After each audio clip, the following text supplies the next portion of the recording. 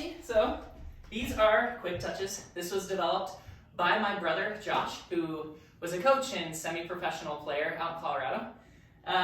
This was a really awesome system and helped me a ton with my ball control and being able to maneuver the ball, especially in like one-on-one challenges within the field. So this is a great way to help expedite that the ball control, which is going to be a challenge. The next thing that we can talk about for you is ball striking. And that's something I'm not going to be able to really teach you in a video, but I think I could do some drills with you if you'd like down at your place sometime the next month or two. And just show you different ways to pass and different ways to strike the ball so you really get a fundamental for that. And then you can do that on your own, hopefully. So, all right. So, quick touches. So let's go over basics. Before you do any of these moves, you're basically going to be doing ball touches like this, where you're going back and forth. This is kind of your everyday move. This is what you're doing all the time while you're in between these moves and doing this.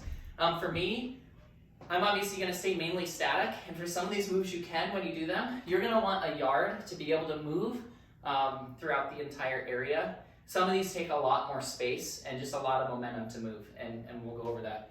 So anyways, this is kind of like your pre-level 0. You're just dribbling and touching back and forth.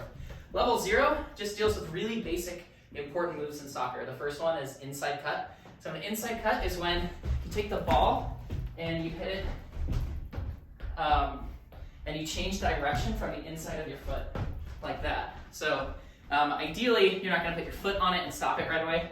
The idea is that if it's coming out of bounds, you can control it, and you want to be able to do those cuts where you're hitting and stepping on the ground while you're moving the ball. So the first one was probably the best. Yeah, that was pretty good. So you see how it's kind of a step, and then you're cutting and pushing the ball in towards with the inside of your foot right here. Next one's an outside cut. This is where you change direction with the outside of your foot, like this. It's weird doing it without a lot of speed, or a lot of room to move, but that's basically what that will look like for you. And then the next one is just a rollback. So this is fine, just doing this one more static, and then rolling it back with one foot, and then touching with the same foot. So going back, this is a very standard move to be able to control the ball with the bottom of your foot. When I put this foot on the ball, I'm touching not right on top, a little bit at an angle and with my toes, not with the ball of my foot. If it's on the ball of my foot, that's a lot of weight and I'm probably going off balance. So you want to do all this stuff on your toes. When you're done, you should be feeling your calves be pretty exhausted. I'm going to be breathing a lot because I have horribly out of shape with cardio. Okay, so that's level 0. That's the standard. Now, level 1 is similar to that last move, pullback. You're doing more of a triangle pullback here. So this is when you'd be moving and you pull the ball back and hit it with the other foot. So kind of like this. You pull back and change directions. It's actually one of my most uncomfortable, unfamiliar moves. But basically it's that right there. And, I didn't say this up front, you're gonna do all these moves symmetrically between your left and right foot, so you have equilibrium and balance throughout all of them. So you'll see I'm practicing with both feet. You're not just focusing on your dominant foot. That will get you into a lot of trouble.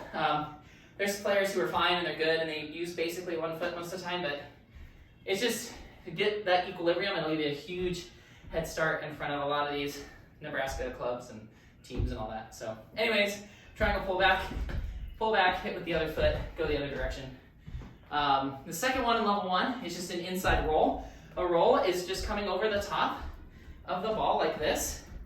So an inside roll would be, if you're moving forward, you can roll it like that. Now, the thing is that doing the static, obviously you can practice it to get the move,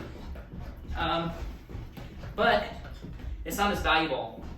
When you're moving, for instance, imagine I'm moving forward and this is like the outside, actually, we'll say like this edge of the couch is the outside of the, like right up against the sideline, and say I'm playing like in a wing position. So say I'm moving forward and I start to open up my body to the rest of the field, I can use that rollover, if you saw that, with my other foot to be able to set up, say, like a strike. Boom! So that's one way to do that. Boom effects included, by the way, boom sound effects. All right, so the rollover isn't just when you're facing somebody again, it's actually while you can also be in different directions or facing different parts of the field. So just trying to show you how this can go from just practice mode and inside of the lab here, actually onto the pitch and be valuable. So, all right, next one is the last one, the Cruyff. This is named after, I believe, a player from the Netherlands. And what this is basically, this is a great YouTube video on this by a Coach Frank. I just watched that. But as you're hitting this, it's where you step in front and then you push off to the other side, kind of like that. This is great for faking a shot and then immediately changing direction, so your defender just goes totally burned out and you can move the ball. So, for instance, if I was going to fake a shot, and then, that was bad. Trying to talk is not helpful. So, imagine I'm going to fake a shot, and then I go behind my foot. The idea you go behind your foot matters, because when we're faking shots or striking a ball, it's typically on the side of the ball, or maybe slightly in front when we go to hit that. If you're doing it behind, and then you just step to the side, you have to break off your momentum a lot quicker, and you're not able to juke somebody as easily. They're going to tell that you're faking quicker, if that makes sense. So they're not going to buy into it as much. All right, let's go into the second half here, level 2. This one is a pull back to the outside. It's the same foot where you grab the ball, pull back. That was bad. Pull back, and then you go this way. Pull back, this way. Pull back, this way. Again, you want to do a few dribbles in between. Pull back, go. Dribble, pull back, step out. So this is super valuable, again, when you're on the edge of the field of play. So say this is the touch line here, and someone passes a ball to me. I am emulating opening that up with my outside foot, so I'm going this way, because if I receive that ball, and it's coming from here, if I receive that with my right foot, I just turned it into the end zone, and I can't move this direction towards the rest of my teammates in the field of play. So the idea is that you're always opening your body towards the move of the field, the motion of play, or the tempo that you wanna move towards. Okay. Second one is to roll out and then slide in. So this is basically this move where you're rolling outside, but then you're sliding the ball in with the inside of your foot, like that. Hard to do in slow motion, but as you can see, it kind of looks like that. So outside, inside, outside, inside. And again, you're touching, practice is moving forward, and then moving like that. The trickery and quick motion of the ball can really fool some of your opponents very easily. And yeah, it's great to kind of break up the momentum so you're not just like moving at a full pace down the field. Last one in level 2 is a scissor. So a scissor is a fake move. It's where you go outside the ball and then you go another direction. So works all the time. Pros do this all the time. Sometimes they chain a few of them together. This doesn't really work unless you have forward momentum, but again, in this lab setting, I can't really demonstrate that really well, but it's kind of like that. That would be an example of how that move would go. And then there's also times where you can practice doing like 2 at once, and then, well, you don't want to do that. You want to go to the same side that you just faked, but basically, you'd be moving, boom, touch to the outside or touch forward, and sometimes that can help with messing with other players. And that's it for level 2. So the level 3 is kind of a mixture of some of the other ones. This is like the Cruyff, but you actually pull back and then you go behind the foot like this. Ah, missed the ball. Kind of like that. So, and again, lots of touches in between. I'm just doing it quick for example's sake. The next one, a 360 spin.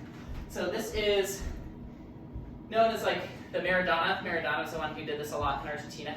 So what you're doing is that you're going to go forward, pause, pull it to the outside, and then come all the way around, and your body just went in a 360 motion. Here, just from another angle, and then you can move forward. This one takes the most forward momentum out of all of these, so I can't really demonstrate this very well here in this limited space. But basically, pull over, and then boom, off to the races. Yeah, strangely super effective. And my list went dark, so I can't remember the next one. Oh yeah, the very last one is to do an inside step over and then a turn. So this is if you're running and you are moving right like into a defender and they're coming right up on you and you want to protect the ball, you don't want to just crash into them. You can step over the ball and then turn, and that gets your back to protect the ball away from the defender, and you completely change direction as well. So to the side, kind of look like that, and then you can control it. Or if you want, boom, go this way, and now you're moving quickly back towards the direction you came. That happens often if you start getting squeezed by defense. You have to change direction quickly. It's a lot better than just moving and trying to be like, oh, let me just turn around. You could do that where you just tap backwards. So that's another variant. But this way, you fake in front of somebody and do that. So yeah, basically, you want to do 10 on each foot. I'm moving too close to the camera. Okay, so 10 moves per foot per exercise. And alternate between left and right, left and right. You want to be moving and having touches always in between. And you want to practice with how those touches, the speed of those touches. So you want to be used to be able to, like, it's so hard to do here, but where you really hit the ball like 5 feet in front of you and you're running after it, and you're doing some of these really fast.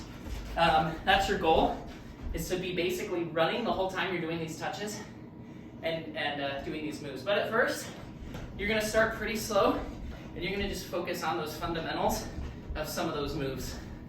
So do 10 of each exercise for each leg. Do it once a day. If you get frustrated, just stay on level 0 for a while, and then add level 1, do level 0, level 1, and then add level 2, things like that. The other thing that will happen is, as you get really used to these moves, while you're focusing on a particular exercise, you may start to add in some of the other moves, and that is awesome. That shows that you're starting to get mastery of them. And if you're at a point where you can really improvise through them really well, that's when you know that you've really mastered these, and it's really helpful. So anyways, I hope you find this video helpful. Let me know if you have any other questions, and I'm happy to help. Thanks.